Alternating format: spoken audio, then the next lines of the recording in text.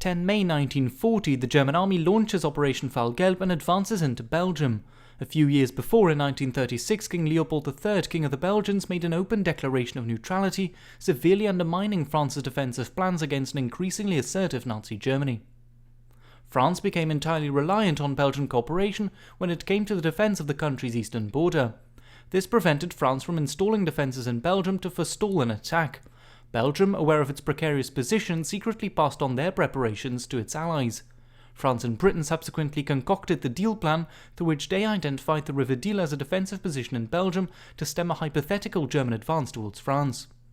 As soon as Germany had invaded Belgium, and Belgium subsequently allowed its allies to cross the border, the Dyle plan was set in motion. The French and British armies raced across Belgium to take up their allotted positions along the Dyle line in time to set up defences to meet the German attacks. In this video we will take a closer look at the actions of one British battalion, the 2nd Battalion Durham Light Infantry, as they fought on the River Dyle.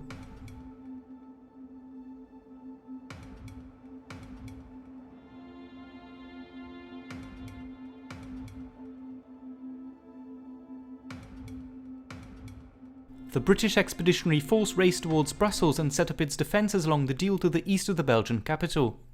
The 2nd Division was put on the extreme right flank of the BEF, with the 1st Division completing the line to the north, followed by the 3rd Division. When the men of the Durham Light Infantry arrived at the Dyle on 11 May 1940, they were greeted with a pitiable sight. Hundreds of refugees were already streaming towards the Belgian capital along the bridges over the river. With old carts and prams laden with their most treasured possessions, the refugees moved westward, fleeing the oncoming German soldiers.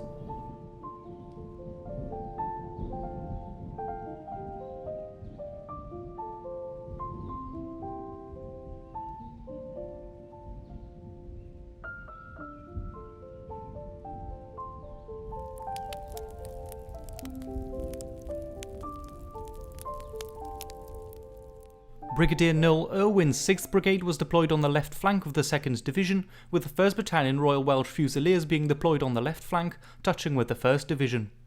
The 1st Battalion Royal Berkshire Regiment was deployed in the centre, with the 2nd Battalion Durham Light Infantry continuing the line to the right.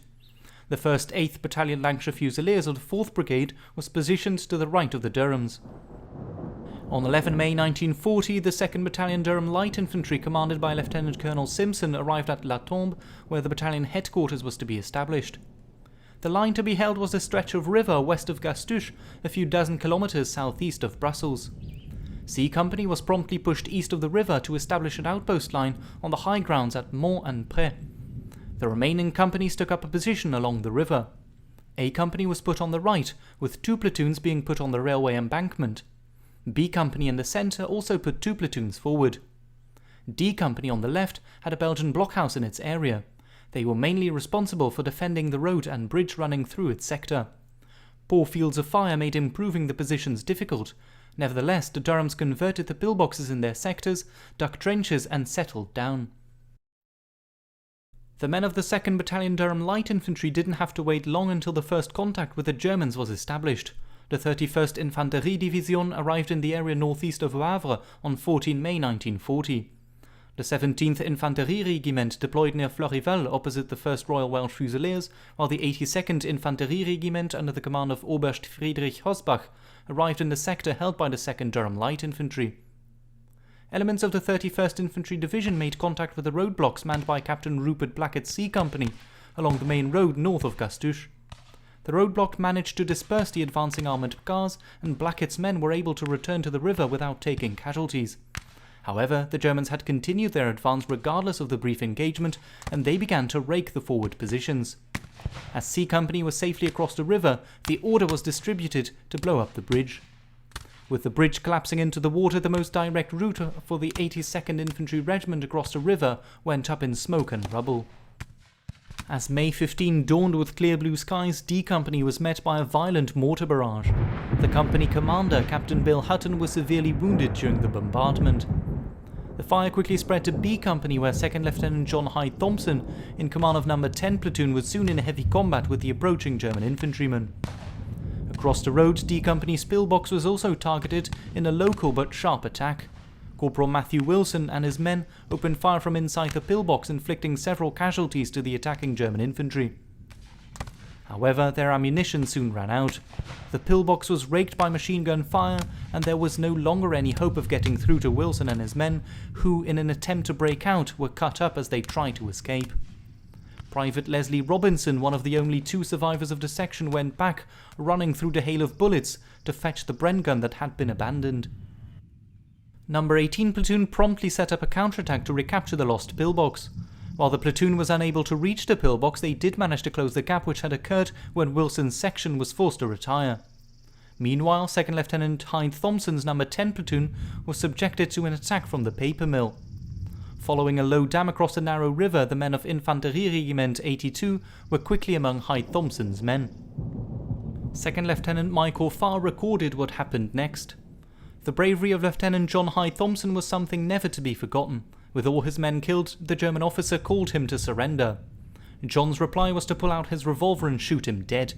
He then fought off the attacking Germans single-handed using grenades. Retreating quickly to another platoon, on his left he attempted a sudden counterattack which failed. Hyde Thompson's courage briefly halted the German attack.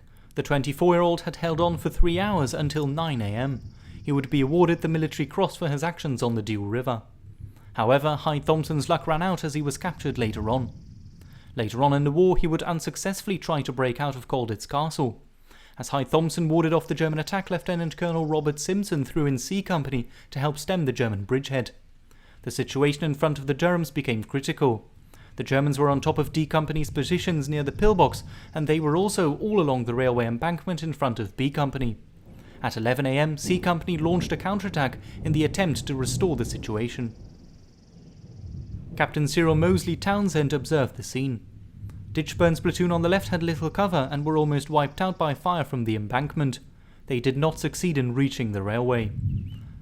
Platoon Sergeant Major Pinkney on the right had more cover and succeeded in reaching the railway, from whence with 12th Platoon they forced the enemy back by enfilade fire. As this time heavy mortar fire was searching all cover around B Company and more enemy machine guns were firing from the high ground opposite, Captain Tubbs was hit and evacuated, Lieutenant Bonham taking over command. The many bodies strewn across the battlefield were a testament to the many casualties that were suffered by both sides. During the counterattack, Companies B and C suffered particularly in the face of severe German machine gun and mortar fire. Ditchburn was among those killed during the counterattack. Number 11 platoon firing from the grounds of the moated chateau, the arrival of Captain Lewis's D Company of the 1st Royal Welsh Fusiliers, and the partially successful counterattack resulted in the line being somewhat restored. While they had been unable to push the Germans back, the counterattack similarly prevented the Germans from expanding their bridgehead further. Meanwhile, in front of D Company, the Germans clambered over the ruins of the bridge to attack 2nd Lieutenant Richard Dick Annand's number 16 platoon, which held the line immediately in front of the bridge. Richard's father, Wallace Annand, had been killed in the First World War during the Gallipoli campaign. Throughout the day, the 26-year-old Annand and his platoon had prevented the Germans from clambering over the wooden remains of the bridge. However, just before dusk, engineers succeeded in establishing a bridging party in the riverbed. The infantry of Infantry Regiment 82 hopped over the bridge's parapet and stormed towards Annand's positions. The attacking force was cut down and suffered terrible losses. A brief lull covered the battlefield before a violent mortar barrage landing on D Company heralded yet another German attack. As it was slowly getting dark, a renewed German infantry attack battered against the positions held by number 16 platoon. From the parapet of the bridge, 2nd Lieutenant Annand threw grenades into the advancing German forces. 3 times he returned to resupply grenades which he carried in a sandbag before he was hit. Eventually the order to retire sounded among the 2nd Battalion Durham Light Infantry. The 26-year-old Annand brought his men out safely. However, Annand's batman, Private Joseph Hunter, lying wounded near the bridge, called out for the young officer. Under heavy fire and despite his own wounds, Richard Annand returned to the bridge with a wheelbarrow to attempt to bring his batman back. Sadly, Annand collapsed from a loss of blood before he could bring in Hunter. Annand was brought back to the regimental aid post at La Tombe, while Private Hunter was captured by the Germans and succumbed to his wounds later on. For his extraordinary acts of bravery displayed at the River Dyle on 15 May 1940, 2nd Lieutenant Richard Wallace Annand was to be awarded with the Victoria Cross, the highest and most prestigious award in the British Army. His citation reads, "For most conspicuous gallantry on the 15th to 16th of May 1940, when the platoon under his command was on the south side of the River Dyle astride a blown bridge. During the night a strong attack was beaten off, but about 11 AM the enemy again launched a violent attack and pushed forward a bridging party into the sunken bottom of the river. 2nd Lieutenant Annand attacked this party, but when ammunition ran out he went forward himself over open ground with total disregard for enemy mortar and machine gun fire. Reaching the top of the bridge he drove out the party below, inflicting over 20 casualties with hand grenades. Having been wounded he rejoined his platoon, had his wound dressed and then carried on in command. Having been in combat for over 24 hours, Lieutenant Colonel Simpson received the order to retire towards the River Lunn at 11 PM.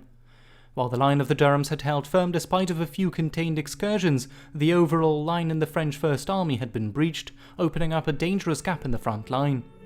In an attempt to prevent being outflanked, General Blanchard retreated back, subsequently forcing the British First Corps to reinstate the line further to the rear to conform with the French First Army. In the darkness and still in contact with the Germans, the 2nd Division retired. The Durhams faced significant issues as they tried to retreat. The Germans had infiltrated the line, almost cutting off the battalion HQ at La Tombe. During the fighting withdrawal, 27 men were left behind, killed during the fighting for the river. Due to the promptness of the retreat, a considerable amount of equipment had to be abandoned on the ground. All those killed with the battalion are now buried in cemeteries cared for by the Commonwealth War Graves Commission. The battle at Gastuche along the Dyle was the first of many in the battalion's Dunkirk campaign. Awaiting them was a long and difficult fighting retreat across Belgium and northern France. In their action along the river, the battalion had been awarded with the first Victoria Cross of the Ground War. This was to be the first VC awarded to a member of the British Army in the Second World War. This was the Ace Destroyer. I hope you enjoyed the video. Don't forget to like and subscribe if you did, and I hope to catch you in another video. Cheers!